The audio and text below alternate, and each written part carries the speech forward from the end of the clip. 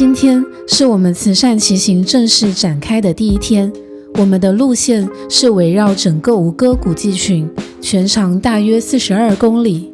我们会穿越柬埔寨最有历史、最有灵魂的一片土地——吴哥王朝的遗迹。大家早安！今天我们会骑去安科瓦，柬埔寨最著名的一个景点。看我们的车已经准备好了。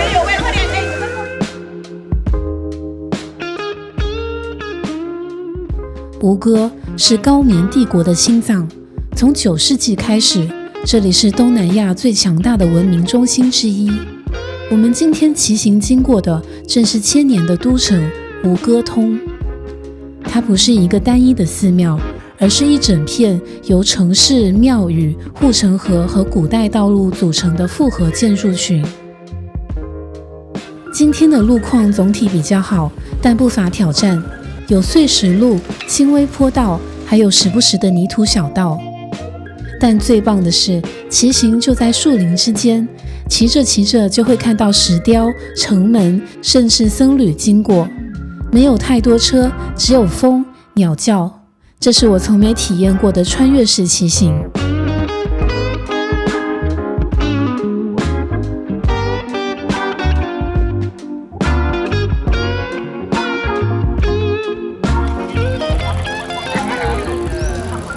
我们刚刚从酒店出发，骑了一小段的路程，现在呢来到了安科瓦的这个入口啊。那安科瓦入口呢，我们需要买票。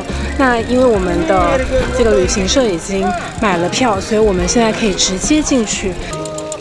你好，姐姐，漂亮。Thank you。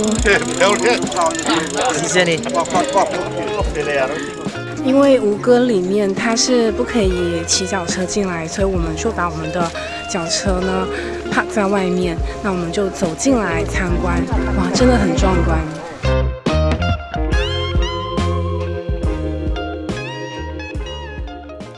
我们今天第一站是去到吴哥窟，它是世界上最大的宗教建筑，从印度教走向佛教，见证了高棉王朝的兴衰。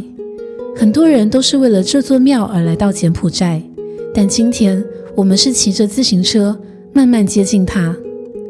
吴哥窟建于12世纪初，是苏利耶伯摩二世为了供奉印度教神祇毗湿奴而建，后来他转而供奉佛教，如今成为了柬埔寨的国家象征。你甚至可以在柬埔寨国旗上看到它的轮廓。建筑本身用无数浮雕讲述着史诗、罗摩衍那和高棉王朝的历史，宏伟的令人屏息。它不是一个遗址，而像是一座被岁月安放的信仰之城。站在这里，能感觉到一种来自古文明的震撼，对信仰、对庙宇的理解，全都刻在每一面浮雕里。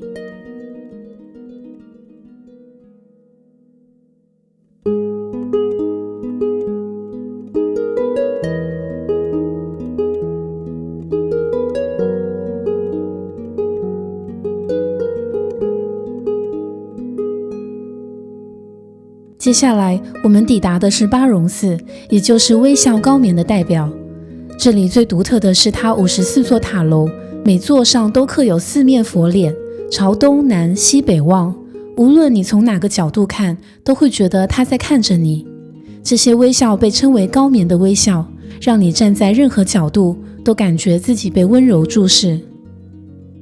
这里面呢，可以听到有蝙蝠的叫声，因为它的这个建筑是这种高高尖尖的顶嘛，然后在这个顶的部位呢，它们是中空是镂空的，所以它的石头是这样一层一层搭上去，所以它的塔尖这边中间会有一些镂空的地方，所以呢就有蝙蝠，不管是蝙蝠还是鸟哦，就藏在那个石头的缝隙里面，然后你走进这个塔尖底下，你可以感觉到有臭臭的味道，然后地上还有那种一粒一粒圆圆的蝙蝠屎。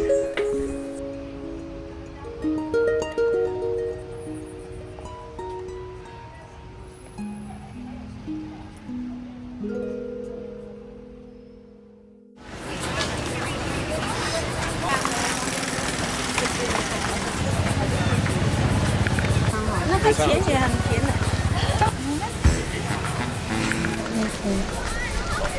比较淡，有点干干。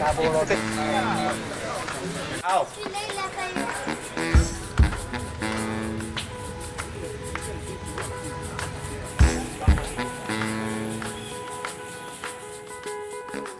中午我们在湖边的餐厅简单吃了顿柬埔寨道地美食，稍作休息，为下午的骑行补充体力。旅行不是高强度的赶景点，而是这样在历史中慢慢移动。旅行途中，我们经过一片宁静的莲花湖，水面开满粉色和白色的莲花，像是给古老寺庙送上的天然贡品。柬埔寨人对莲花很尊敬，它象征纯洁和平静，就像这片土地给我们的感觉。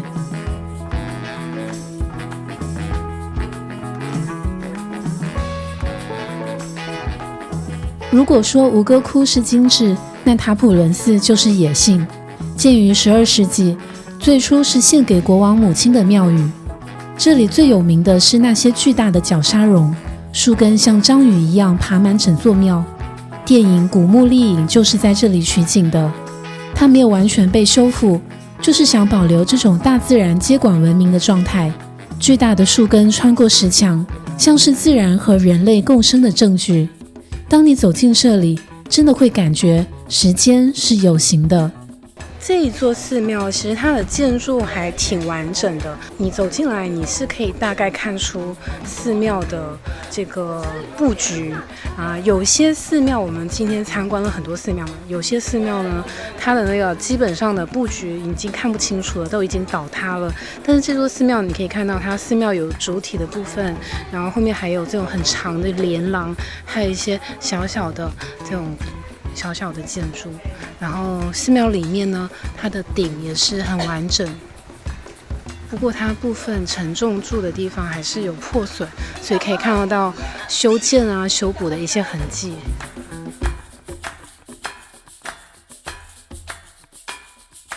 今天这段路是身心的洗礼，很多时候我们骑行不只是为了运动，而更是为了穿越时间，看见世界的多样。结束了今天的骑行之后，晚餐我们选择了一家餐厅，叫卡内尔。它不仅提供 fine dining 的美食，还有一场专属的表演。整个空间像一个小型剧院，前方是一个宽敞的大舞台，座位则是阶梯式的设计，高低错落，非常适合一边用餐一边欣赏演出。我们坐下没多久，舞台上的表演就开始了，是柬埔寨的传统歌舞。